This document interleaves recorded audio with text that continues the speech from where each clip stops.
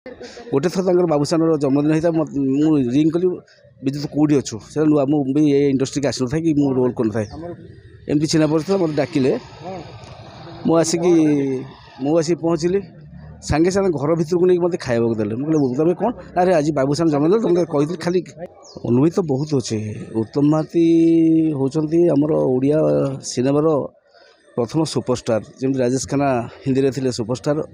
Odia film उत्तम Mahanti superstar आउ जड़े आमायिक लोक मिलवा बहुत कष्ट। उत्तम महांती एक्चुअली उत्तम झी कथा कौन कहि समस्ते तो कहते आम देखुचे शुणुचे आर विषय अधिका किसी कहीपरि स्मृति बहुत अच्छी कौन कहि गोटे थर बाबूसान जन्मदिन होता मुझे रिंग कली विद्युत कौटी अच्छु से नुआ मुझे ये इंडस्ट्री की आसी ना कि मुझे रोल कर एमती चिन्ह पड़ता मतलब डाकिले मुझे पहुँचली सांगे सांगे घर भर को नहीं मत खाइबा देले तुम कौन अरे आज बाबूसान जन्मदिन तुमने कही खाली पलैबी उत्तम महांती निजे उत्तम भाई डाकिले घर भर को रोसे को डाक मत बस खाइबा देले निजे बाढ़ देले से दिन जो मो जन सुपरस्टार मत खाइबा दौरान मुझे कथा केवे जीवन भूली पारे से कथा कौन कह उत्तम महांती धन्यवाद। अनुभूति तो बहुत अच्छे। उत्तम महांती होती आमर ओडिया सिनेमार प्रथम सुपरस्टार जमी राजेश खन्ना हिंदी में थे सुपरस्टार ओडिया फिल्म उत्तम महांती सुपरस्टार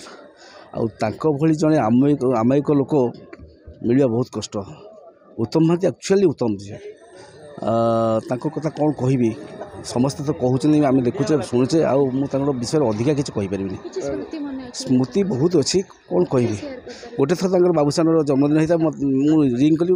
विद्युत कौटी अच्छु से नुआ मुझे ये इंडस्ट्री की आसी ना कि मुझे रोल कर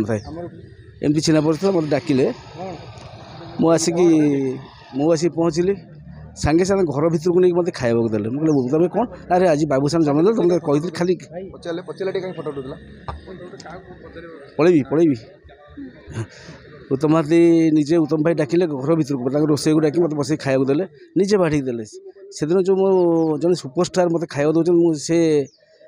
कथा केवे जीवन भूली पारे से कथा कौन कह उत्तम महांती धन्यवाद।